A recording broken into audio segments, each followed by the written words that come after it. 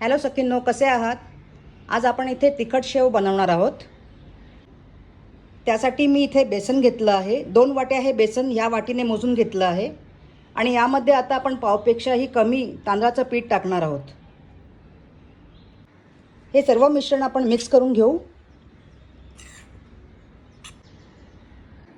या शेवासाठी आपण एक वाटण तयार करत आहोत. त्यासाठी मी इथे 10 ते 15 अशा लसणीच्या पाकळ्या घेतल्या आहेत आणि 2 टीस्पून जिरं घेतलं आहे. पाणी टाकून आपल्याला हे वाटून घ्यायचं आहे. आपलं वाटण तयार होईपर्यंत 4 चमचे कडकडीत तेलाचं मोहन ह्याच्यामध्ये टाकून घेऊ. यामुळे आपले शेव कुरकुरीत होतील. हे आपल्याला व्यवस्थित मिक्स करून घ्यायचं आहे. अशा पद्धतीने आपलं जिरं आणि लसणाचं वाटणसुद्धा रेडी आहे. गाळणीच्या साहाय्याने आपण हे गाळून घेऊ.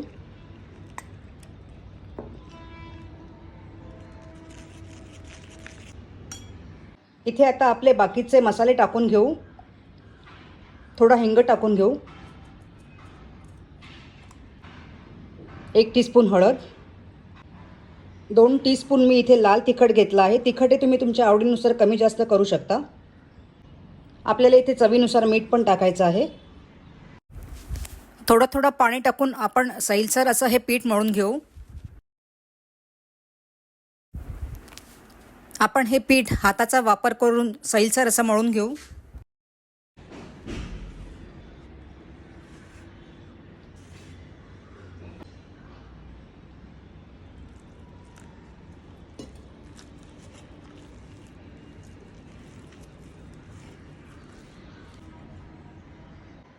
आपण आपलं हे पीठ जास्त घट्ट पण नाही आणि जास्त पातळ पण नाही, सैलसर आपण हे पीठ मळून घेतलेलं आहे.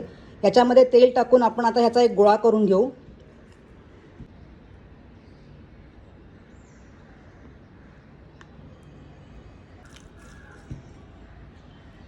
अशा पद्धतीने आपण आपलं पीठ मळून घेतलेलं आहे. आता हे पीठ आपण 10 ते 15 मिनटं असंच ठेवून देऊ. आपलं पीठ ठेवून 15 मिनटं झालेली आहेत. आता इथे आपण आपला साचा तयार करून घेऊ. त्यासाठी मी असा हे बारीक साचा घेतला आहे. त्याला तेल लावून घेऊ.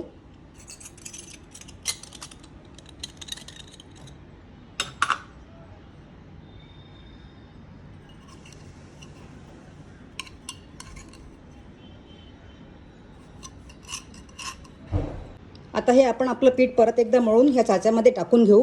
हे आपण आपल्या पिठाचे 2 गोळे करून घेतले आहेत. त्यातला एक गोळा आपण ह्याच्यामध्ये साच्यामध्ये टाकून घेऊ.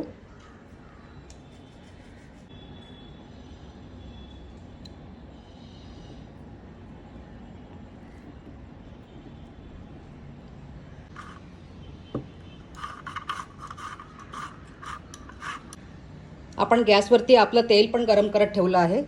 आपण आपलं तेल तापलं आहे की नाही ते बघून घेऊ. तेल व्यवस्थित तापलेलं आहे. तर आता आपल्याला शेव गाळायला हरकत नाही आहे. आपल्याला हे तेल कडकडीत तापवायचं नाही आहे. तेल जर कडकडीत तापलेलं असेल आणि त्याच्यात शेव टाकले तर आपले शेव करपून जातील. आपण आपले शेव तेलात तळून घेऊ.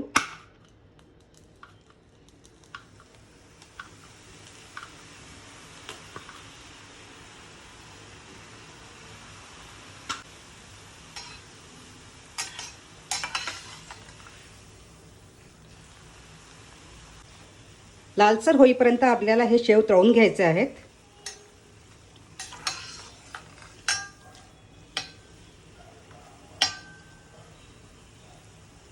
आपले हे शेव तळून झाले आहेत. अशा पद्धतीने लालसर होईपर्यंत आपल्याला हे तळून घ्यायचे आहेत. या शेवांना आता आपण टिश्यू पेपरवरती काढून घेऊ. अशाच पद्धतीने आपण आपले बाकीचे शेव सुद्धा तळून घेऊ.